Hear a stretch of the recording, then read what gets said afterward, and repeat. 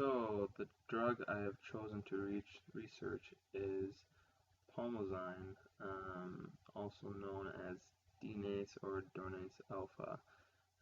What is pulmozyme? Pulmozyme is an inhaled medication used to treat the symptoms of cystic fibrosis, also known as CF. It helps thin the mucus in the lungs so people can cough it out more easily. It is also called recombinant human DNase or Dornase alpha. It is taken by an inhaler, typically once a day. Pulmozyme was approved by the U.S. Food and Drug Administration, the FDA, in 1993 and is the first drug developed specifically for CF.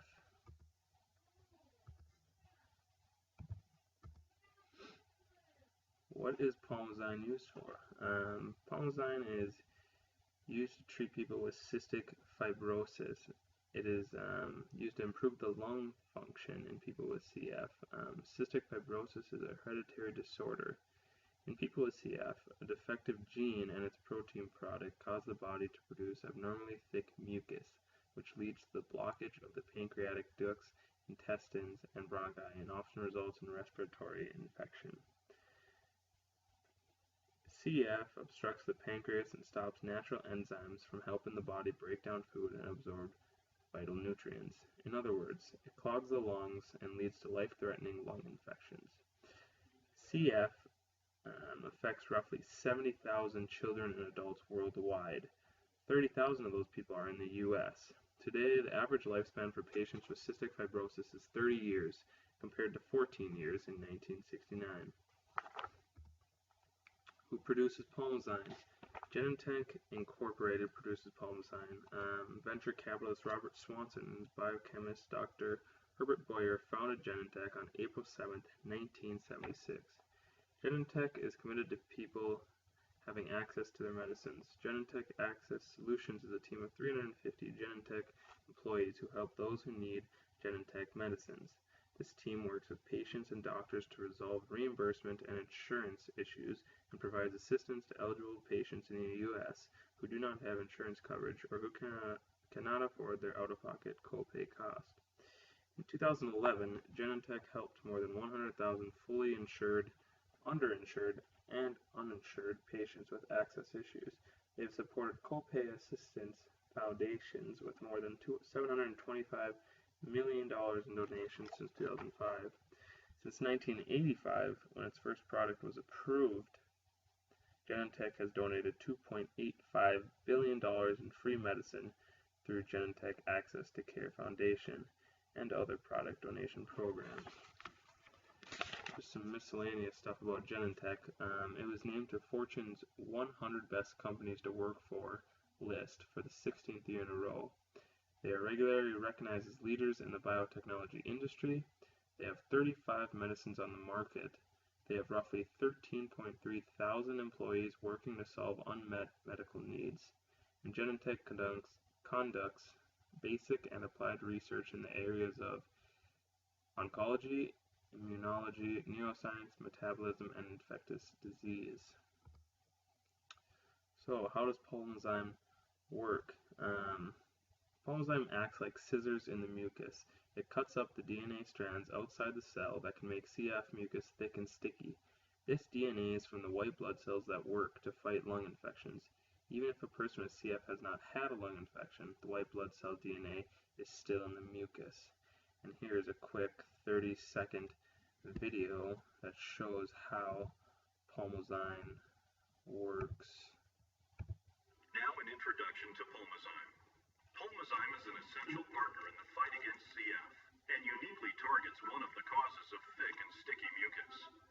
Laboratory studies have shown that pulmozyme uniquely cuts apart extracellular DNA by acting like an enzyme found naturally in the body, which helps loosen and thin the thick and sticky mucus. Pulmozyme should not be used. So there's that. How pulmozyme is produced. So where did it all start? It started on March of 1988 when Genentech researcher Dr. Stephen Shack was observing the blood-thinning drug known as TPA as it dissolved blood clots. and developed the idea to engineer an enzyme that would dissolve mucus plugs in the lungs of CF patients. Research from the 1950s suggested to him that DNase, isolated from cows, had been effective in breaking up mucus, though its use was discontinued because patients had allergic reactions. On October of 1988, Dr. Shack successfully isolated the human gene for DNase and cloned a small amount in the lab. Tests shown that the cloned DNase did not break down DNA accumulations in CF sputum. He assembled a team of 25 people to develop the drug. In 1989, the DNase team began to purify large amounts of the enzyme. Dr. Shack spoke to CFRI about the development process and results to date. And then Genentech had to get FDA approval, and after that they did their testing of the drug, which we will get to later, and then they were allowed to sell pulmozyme in December of 1993. So, how is pulmozyme produced? Through genetic engineering. The protein is produced by genetically engineered Chinese hamster ovary cells containing DNA encoding for the native human protein deoxyribonuclease 1, also known as DNase. Fermentation is carried out in a nutrient medium containing the antibiotic gentamicin. However, the presence of the antibiotic is not detectable in the final product. The product is purified by tangential flow filtration and column chromatography. The purified glycoprotein contains 260 amino acids with an approximate molecular weight of 37,000 daltons. The primary amino acid sequence is identical to that of the native human enzyme. Testing of pulmozyme. Clinical experience. Pulmozyme has been evaluated in a randomized, placebo-controlled trial of clinically stable cystic fibrosis patients, 5 years of age and older, with baseline forced vital capacity greater than or equal to 40% of predicted and receiving standard therapies for cystic fibrosis. Patients were treated with placebo. The total number of patients was 325. Also 2.5 milligrams of pulmozyme once a day, that was 322 patients, or 2.5 milligrams of pulmozyme twice a day, which was 321 patients. This lasted for 6 months and it was administered via a Hudson T updraft to nebulizer with a pulmo-aid compressor. Both doses of pulmozyme resulted in significant reductions when compared with the placebo group in the number of patients experiencing respiratory tract infections requiring the use of parenteral antibiotics. Administration of pulmozyme reduced the relative risk of developing a respiratory tract infection by 27% and 29% for the 2.5 milligram daily dose and the 2.5 milligram twice daily dose, respectively. And this is seen here in Table 1 on the screen. The data suggests that the effects of pulmozyme on respiratory tract infections in older patients, which is greater than 21 years, may be smaller than in younger patients, and that twice daily dosing may be required in the older patients.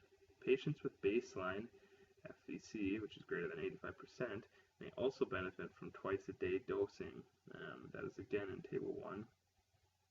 The reduced risk of respiratory infection observed in pulmozyme-treated patients did not directly correlate with improvement in FEV1 during the initial 2 weeks of therapy.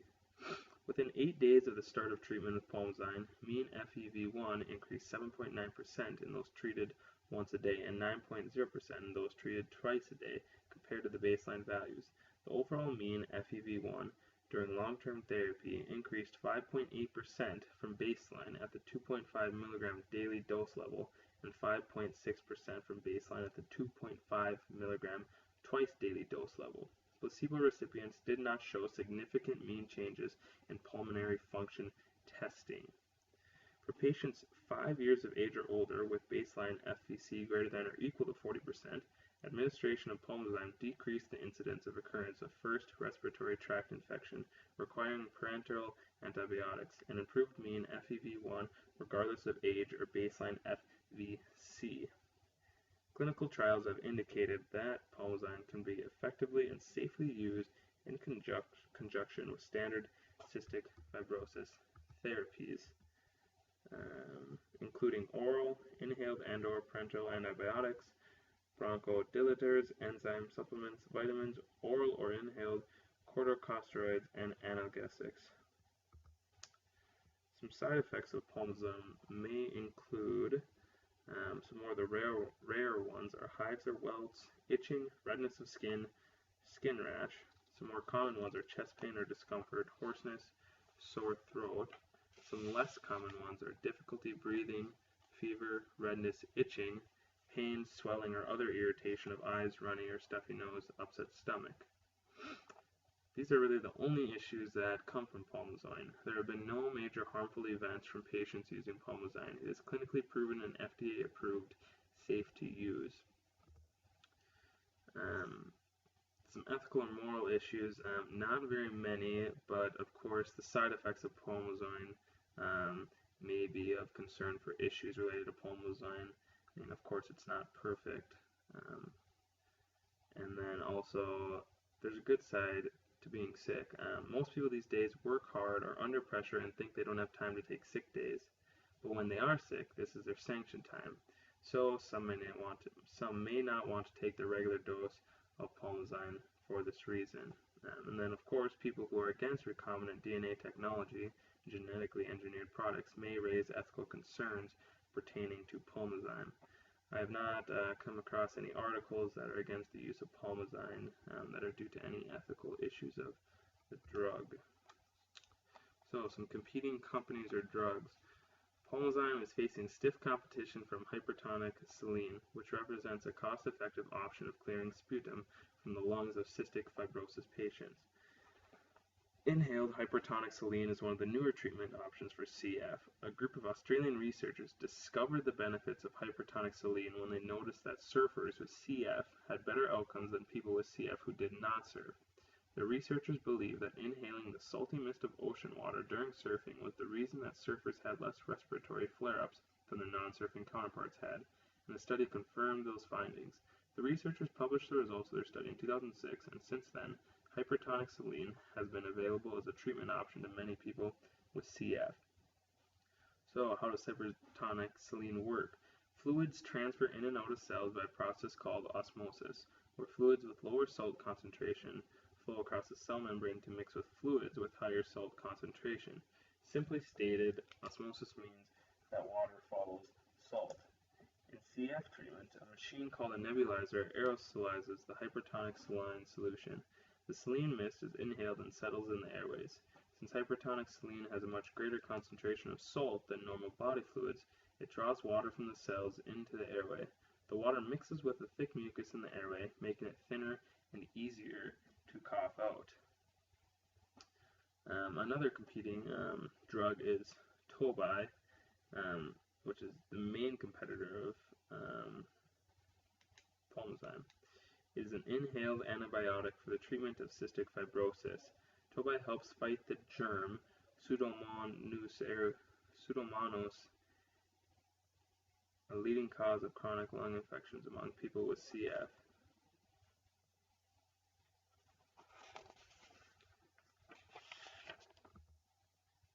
And there are some images for that. And then just some other friendly therapies that are in conjunction with pulmozyme are antibiotics, which help to prevent and treat infections. Bronchodilators help to relax the air wall lining. Hydrators help to restore airway surface liquid, and then airway clearance techniques, which help physically loosen and move mucus out of the way. So, marketing and the sale of pulmozyme. This drug is being sold at $27 per 2.5 milligram ampule, the recommended daily dose. Its annual cost of $9,855 is still considered cheaper than a typical hospital admission. Pulmozyme is also expected to be covered by both private and government insurance plans. The marketing aspect, as you can see here in the images, life can be tough for kids who have CF. So people with CF typically start taking pulmozyme when they're around age 6. And here are some ads that were in journals, and as you can see, it shows kids being normal kids, which attracts the parents by showing the young kids in their ads doing normal kid stuff.